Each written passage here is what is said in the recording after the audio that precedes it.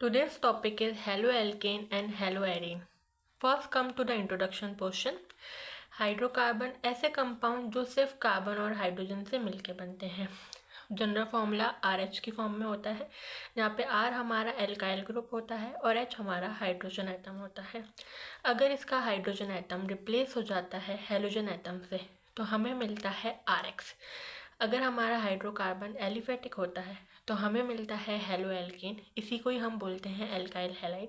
और अगर हमारा हाइड्रोकार्बन एरोमेटिक होता है तो हमें मिलता है हेलोएरिन और इसे ही हम बोलते हैं एराइल हैलाइड। अब क्या डिफरेंस होता है हेलोएल्केन और हेलोएरिन में? हेलोजन तो इसमें भी प्रेजेंट है, हेलोजन इसमें भी प्रेजेंट है।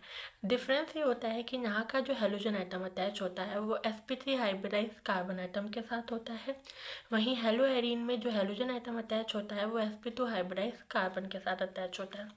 जैसे यहाँ पे देखते हैं, यहाँ पे हेलोजन एटम है तो ये जिस कार्बन के साथ अटैच है उसका हाइब्रिडाइजेशन है sp3। यहाँ पे हेलोजन एटम अटैच है तो इसका जो कार्बन के साथ कनेक्टेड है उसका हाइब्रिडाइजेशन है sp2। Now next topic, classification. Classification first हुआ है कि कितने number of halogen atom attach है। उसमें हमने देखा कि एक होता है मोनोहेलोजन, डाईहेलोजन, पॉलीहेलोजन। मोनोहेलोजन कंपाउंड का मतलब होता है जिसमें सिर्फ एक हेलोजन एटम ही प्रेजेंट होता है। जैसे इसमें अपन देख सकते हैं एक हेलोजन, इसमें एक हेलोजन। डाईहेलोजन के केस में दो हेलोजन एटम अटैच होते हैं, दो हेलोजन एटम। ट्राई में तीन हेलोजन एटम होते हैं। अब नेक्स्ट क्लासिफिकेशन है जिसमें सिर्फ हम मोनोहेलोजन कंपाउंड ही लेंगे। फर्स्ट हुआ है कि अगर ये एक हेलोजन एटम हमारा sp3 हाइब्रिडाइज कार्बन एटम के साथ कनेक्टेड होता है तो इसे हम बोलते हैं एल्काइल हैलाइड या हम बोल देते हैं हेलोएल्केन। रिप्रेजेंटेशन RX की फॉर्म में होता है, जहाँ पे जो हमारा हेलोजन एटम अटैच होता है वो एल्काइल ग्रुप के साथ अटैच होता है। फॉर्मूला इसका बन जाता है CnH2n+1x। हाइड्रोकार्बन का होता है CnH2n+2, क्योंकि यहाँ पे एक हाइड्रोजन एटम रिप्लेस हुआ है हेलोजन से तो ये वाला फॉर्मूला हमें मिला।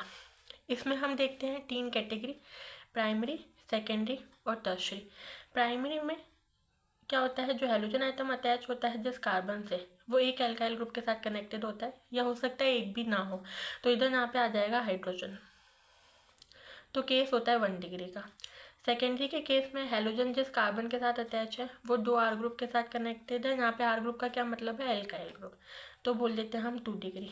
टर्शरी में हेलोजन जिस कार्बन के साथ अटैच है वो तीन R ग्रुप के साथ कनेक्टेड है, तो हम बोल देते हैं 3 डिग्री।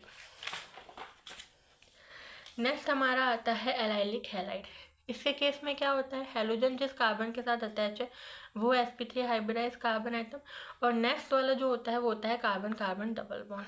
यहाँ पे हम देख सकते हैं हेलोजन जिस कार्बन के साथ अटैच है वो तो है sp3, पर उसका जो नेक्स्ट कार्बन है वो उसका हाइब्रिडाइजेशन कितना हो जाएगा, sp2, या हम बोल सकते हैं कि कार्बन कार्बन डबल बॉन्ड।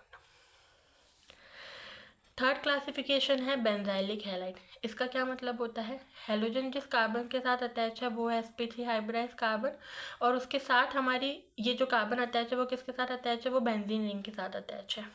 यहाँ पे भी हम देख सकते हैं हेलोजन जिस कार्बन के साथ अटैच है वो तो है sp3, पर उसका नेक्स्ट कार्बन क्या है, हमारा बेंजीन रिंग का कार्बन है, तो उसका हाइब्रिडाइजेशन हमारा कितना हो जाएगा, sp2। अनदर क्लासिफिकेशन आता है जिसमें halogen sp2 hybridise carbon atom के साथ अटैच है। यहाँ पे हम देखते हैं विनाइलिक हैलाइड। विनाइलिक हैलाइड में क्या होता है, हेलोजन जिस कार्बन के साथ अटैच है उसका हाइब्रिडाइजेशन होता है sp2। यहाँ पे भी हम देख सकते हैं हेलोजन जिस कार्बन के साथ अटैच है उसका हाइब्रिडाइजेशन कितना है, sp2। इसी में ही एक और आता है एराइल हैलाइड। एराइल हैलाइड के केस में क्या होता है, जो हेलोजन होता है वो डायरेक्ट पार्ट होता है बेंजीन रिंग के कार्बन के साथ, तो उसका हाइब्रिडाइजेशन कितना हो जाएगा, sp2। Thank you, stay tune for more videos.